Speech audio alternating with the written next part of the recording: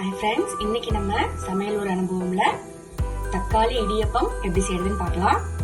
அதுக்கு நான் இடியப்பம் ஃபர்ஸ்டே ரெடி பண்ணி வச்சிருக்கேன். ஆல்ரெடி இந்த ரெசிபி நம்ம சேனல்ல பார்த்துட்டோம். அதோட லிங்க் நான் டிஸ்கிரிப்ஷன் பாக்ஸ்ல கொடுக்குறேன். அடுத்து மசாலாவுக்கு என்னென்ன வேணும் அப்படின்னா, ஒரு பெரிய வெங்காயம் சின்ன சின்னதா நறுக்கி வச்சிருக்கேன், ஒரு தக்காளி சின்னதா நறுக்கி வச்சிருக்கேன், 2 டேபிள் ஸ்பூன் இஞ்சி பூண்டு விழுது, இதோட சாம்பார் பவுடர் 1 டேபிள் ஸ்பூன். நம்ம இப்ப மசாலா செய்ய ஆரம்பிச்சிடலாம். இந்த மாதிரி ஒரு பேன் எடுத்திருக்கேன். இதுல 2 டேபிள் ஸ்பூன் எண்ணெய் விட்டுருக்கேன். எண்ணெய் காயட்டும். எண்ணெய் காஞ்சிருச்சு. 1/4 டீஸ்பூன் கடுகு, 1/4 டீஸ்பூன் உளுந்து சேர்த்துக்கலாம். புரிய ஆரம்பிச்சிருச்சு. இப்ப கொஞ்சம் கருவேப்பிலை, இப்போ நறுக்கி வச்சிருக்கேன் வெங்காயத்தை சேர்க்கலாம்.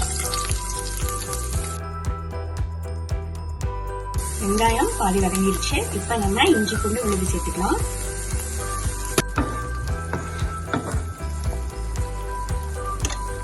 இப்போ தக்காளி சேர்த்துக்கலாம்.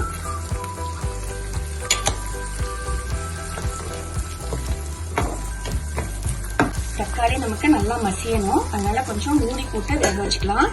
ஒரு 5 மினிட்ஸ்ல தக்காளி நல்லா வெந்துரும். பாருங்க, தக்காளி நல்லா மசிஞ்சிருச்சு. இதுல 1/4 டீஸ்பூன் மஞ்சள்தூள் சேர்த்துக்கலாம்.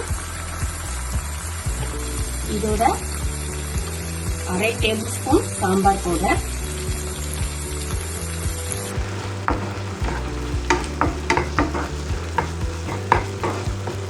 இப்போ இதுக்கு தேவையான அளவு உப்பு சேர்த்துக்கலாம். இடியப்பம்லேயே உப்பு போட்டுக்கோம், அதனால இதில் லைட்டாக போட்டால் போதும்.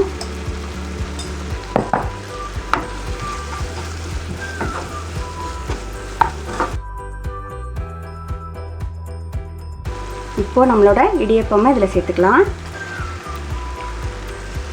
சேர்த்துட்டு நல்லா மிக்ஸ் பண்ணி விட்டுறலாம்.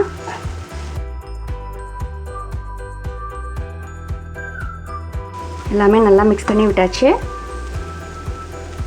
தக்காளி இடியப்பம் சூப்பராக ரெடி ஆயிடுச்சு.